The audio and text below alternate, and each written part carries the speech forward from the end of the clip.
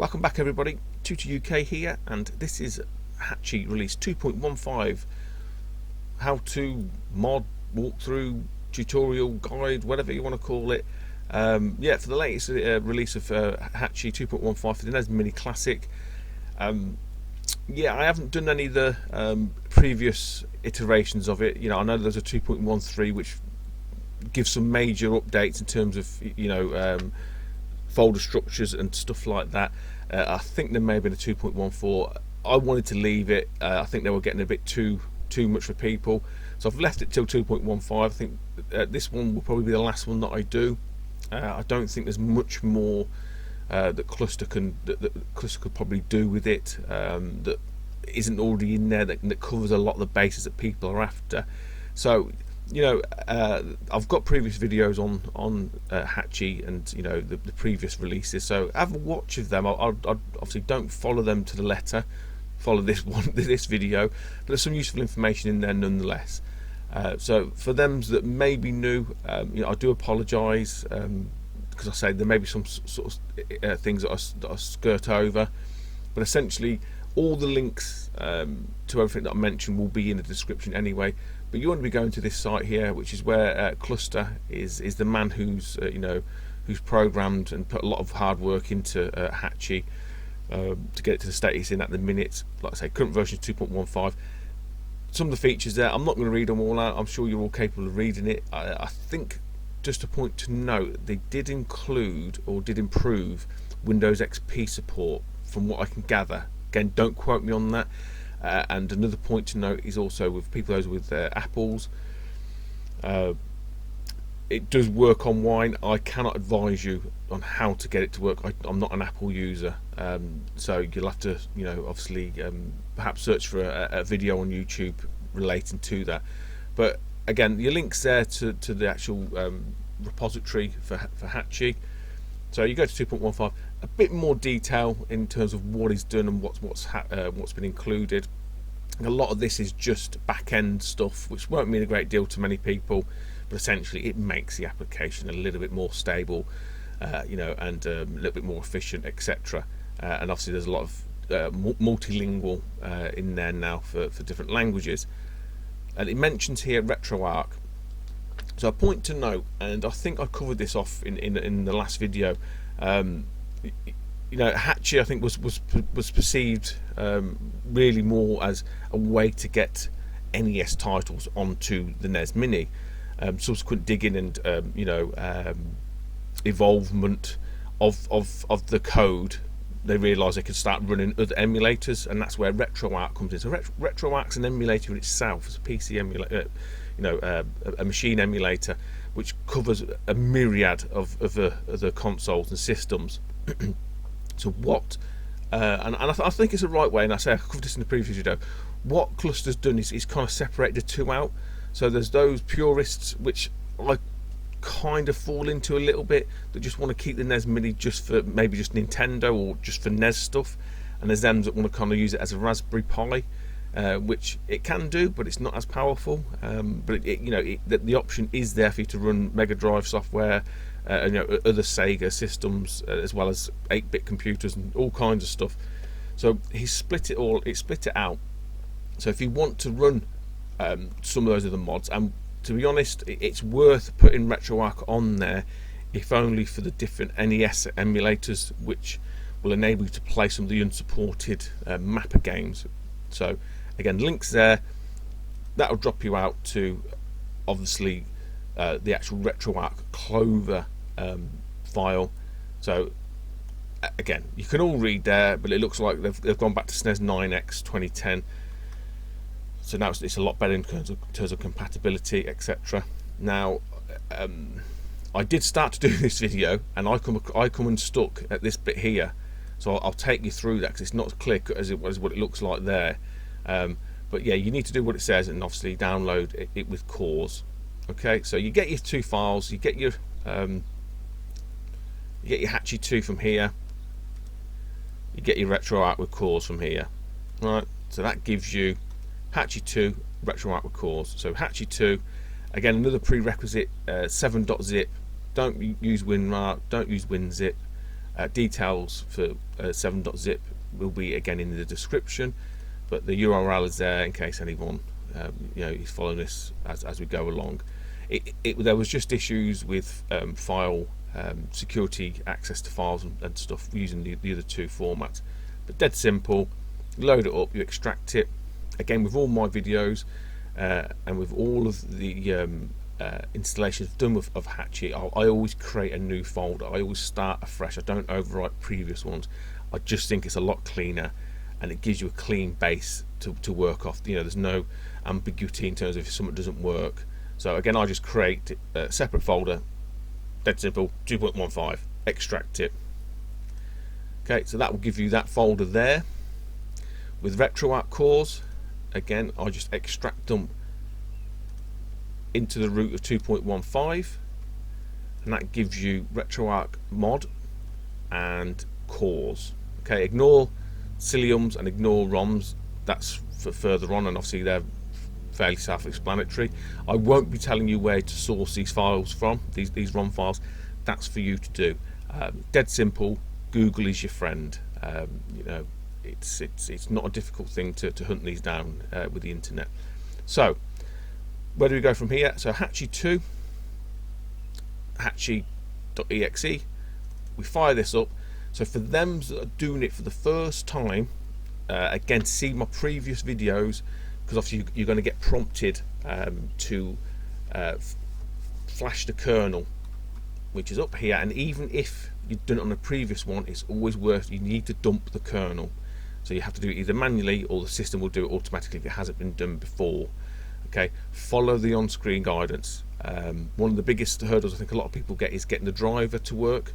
Again, it's not a failing of Hakchi. It's going to be probably more to do with your OS. And to be honest, it's out the scope of this video. There's no way I could cover all the possible iterations of people's Windows versions and installations, etc. So before you do anything, before you start downloading any ROM files, make sure you can get your NES Mini to talk to your PC with Hakchi. So you need to dump your kernel and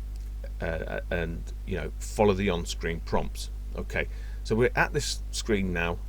First noticeable difference, those that are familiar with it will notice, is you've actually got a progress bar or a status bar for the memory. So for them that have always wondered, there's 300 meg worth of space on the NES Mini. That's what it can take. Currently, because we've got the original 30, it's that they use up to 20.2 meg. So there was always a vast swathe of memory free on this. It does make you wonder if Nintendo always intended this to be hacked. That's a side note. So from the top, in terms of some of the options, again, these are pretty familiar. I'm not going to go over these too much because these are covered in again a previous video. But what I would say, what I'm going to sort of step through here, is just the page folders and structures. I think yours will be set to automatic by default. I'm going to do custom. I'm just going to very briefly, not go into any great massive detail on this. I'm just going to show you just how to create some custom folders, more so for those that are using the RetroArch mod, maybe for a bit of SNES or Mega Drive, etc. Just to sort of so you can show you how you can control the folder structure yourself. Again, maximum gains per folder, I'd leave at 30, but that's just me. And again, you've got all the different console types, controller hacks. I'm not going to go through them again because I say the video would be far too long. See your previous video, they haven't changed. Modules, this is where it gets a bit tricky. Again, this is in the previous video. It has altered slightly, and I'm going to show you those. But what you need to do is install extra modules. You will just have Music Hack. You won't have RetroArch yet. Okay. So what I'm going to do now is just drop out to another folder, and I'm just going to show you how you get RetroArch in there. So essentially, what you need to do is take cores and RetroArch HMod. So you can use the hold the control to key down and click RetroArch mod and copy. So we're copying cores and RetroArch HMod. We're going to Hakchi 2. We're going to mods. User mods, sorry, and then you're just pasting them into here. So this is where you're pasting the actual mod files. Although it says user mods, and some people, this is where I got a little bit confused. So I thought, well, RetroArch, is it a user mod? It is. It's just the way they word it. Within the README, it tells you. Okay, so you drop those two into there. Obviously, if close Hakchi and reopen it, go to modules, install extra modules, you'll then see RetroArch. So if you tick RetroArch, again, there's a bit of blurb there. You can have a quick read through if you so wish. We click OK. Right, so now it's asking us, because what it's going to do now, it's going to upload obviously the RetroArch, all the mods to the NES Mini. Again, dead simple. It's telling you what to do. You hold reset, you hold the power, driver kicks in, and it starts updating. You can see the button there, install driver. That'll fire up a separate installer script that'll attempt to install the USB driver, to synchronize the NES Mini. So again, follow the instructions and you should be fine. I know that the compatibility has been improved somewhat on this. So this is just like, you can see what it says on it. It's uploading the kernel, which will include the RetroArch mod. Now I think what can confuse you, and we'll have a check of this, but I'm pretty sure with the modules it doesn't detect what's already installed. So I've obviously already put RetroArch on there, so it says, well, we're done. You click OK. So that's all it's done. We haven't added any games or anything yet. Yeah, do you see what I mean? It doesn't actually say, oh, I know that RetroArch's on there. So just a point to note, don't worry if that's not ticked after you think you've installed it, because clearly we have. It just doesn't reflect it there. So all that's left to do really is add some games. So we can add more games as it suggests. With the original 30, if you click on it, I should note this, you can actually pick and choose which ones you want or you don't want. Again, at your discretion. We add more games. So I've got 2 folders here. Actually 2.15, forget to it. Cilium's ROM set and ROMs. So ROMs is basically just a very small selection of Mega Drive, Master System, Super Nintendo, and some of the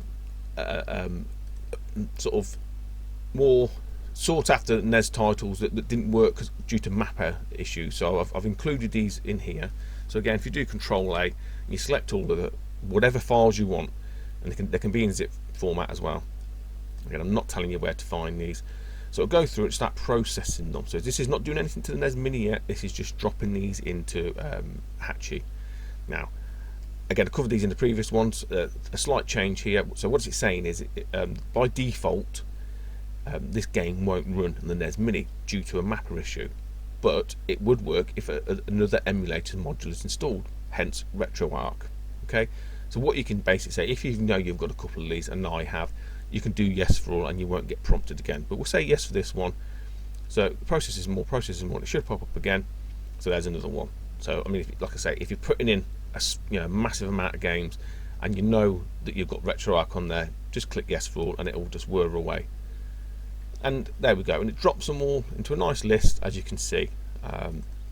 What it does for, like I say, the SNES titles, it realises in terms of the icon, it's a SNES title. You can Google it, you can browse if you want your own artwork, or you can do Google and it'll go away, and it just basically Googles Chrono Trigger for the SNES, and you can choose the artwork. You can add that in. Double click and it changes it. Mario Kart 64, which I did try on the previous video, so actually it'd be interesting to sort of see if the core's been improved and optimized in 2.15, because it ran like an absolute dog. So we'll actually, say, I'm not going to go through and do all these. You can do all this yourself, guys. So at this point now, we're pretty much near enough there. There's a lot of other stuff you can change, in terms of command lines. Game Genie codes are quite useful. I don't think there's any for these, but there will be for the original 30s. Sorry, Mr. Gimmick. Game Genie codes. Again, I covered these, I think. If there are any, that they list them down here. I bet there's not going to be any for. Yeah, I don't think RetroArch from the NES Mini front end supports them at that end. No, but if you see my previous video, you can see there's a list of Game Genie codes, and you can obviously tick enable or to disable them as you so wish. Again, from memory, I don't think there's any way to switch those on and off in game. You either have them on or you have them off. There's no hot fix, there's no hot swap option. So point to note, in terms of the folders, we've set it to custom. So the way you see that is when you then subsequently try to synchronize your games with the NES Mini. Just before I do that, add more games. If I go back to that folder, so Cilium's ROM set, it's not complete, it's not perfect. It's got 95% of all the ROM files out there, and it's split them by obviously region, and there's different hacks, different translations, Japanese translation files that all work and stuff like that. So again, I'm not going to cover them. I've covered them in the previous video. What I might do though is just add one in, just so we can see the game Genie code. So hopefully it's got no. So I would pick one that hasn't got any codes.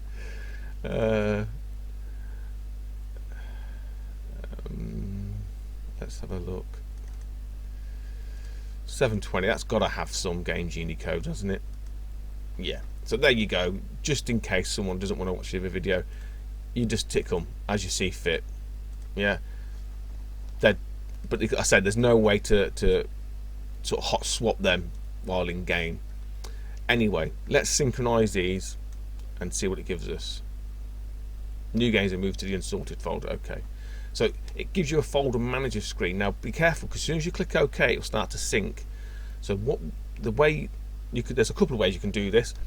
Obviously, you can do it automatically using this split equally, and it gives you a nice little sort of breakdown. So that's as it suggests, original games, other games. So there's a few automatic ones there. Got an option here that says new folder. Right. So if you do new folder, so for example, if you've got a lot of Super Nintendo games there, you might want to create a SNES folder. Right. Don't click OK. Just click away from it. So create SNES there. What you'll find, it creates SNES there as well. So if you do SNES, double click SNES there, it gives you the icon. I think you can change that icon. Yeah, so you can change the format of whatever you want to, I mean, has it got a SNES one? Yeah, look, so you can do it, you can create the icon however you want it, yeah, the folder icon. I'm not too fussed at this point.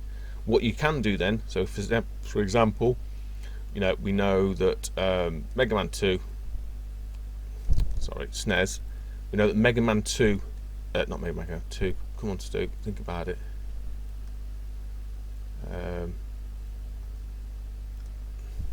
It's under more games. Right, we know that Chrono Trigger is a SNES title, so we get Chrono Trigger and we drag it here, and it puts it under the SNES. It's because it's added them into more titles. Earthbound is a SNES, so you drag and drop. Yeah, Hagane is SNES. Mega Man X. Yeah, you get the idea. So if you wanted to create another folder, back to the home menu, new folder, and let's call it N64. Okay, because that's listing all the known ones from the NES Mini. And if you go Mario Kart 64, and you can drag and drop that, I think, within N64. Yeah.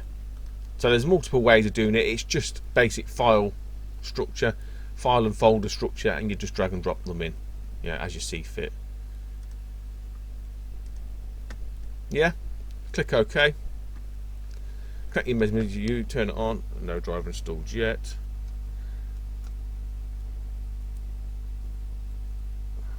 Wait.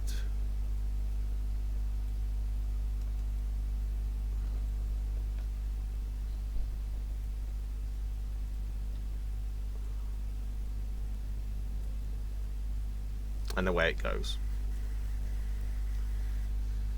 A little bit longer than I thought, but it's actually uploading those games a lot quicker, and as you can see down the bottom here, actually using a lot less space than I thought, so that there must be some major compression going on there. So that's it done. That is pretty rapid. Okay, there's not a great deal on there, but that's still a lot quicker than it has been historically. So that's it. That's basically Hakchi 2.15.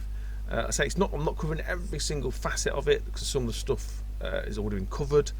But yeah, hopefully let's try Mario Kart 64 because that'd be quite interesting to see if they've improved that. Let's have a look.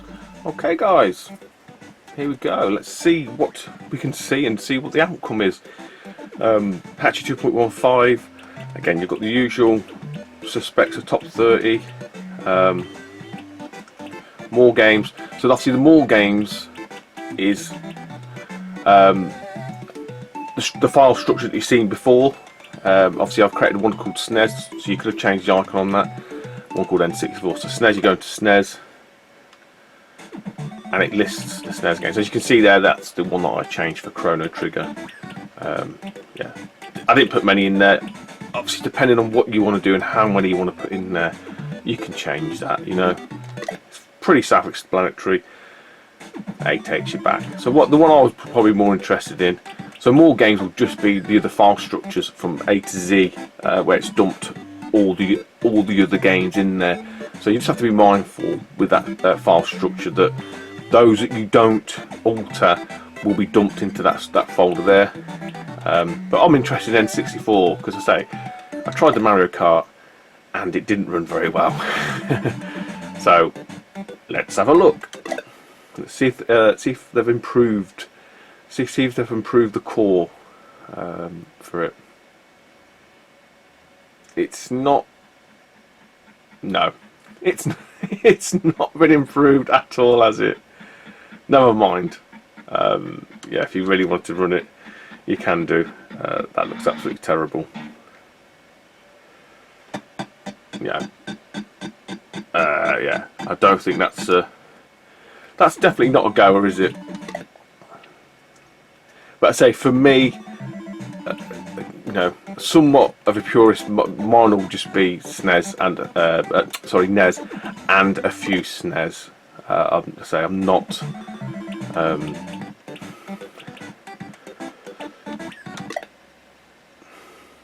I'm not going to be putting tons of other stuff on here at all. But yeah, it works. You can see it all working. And, yeah, I said it's probably the last video.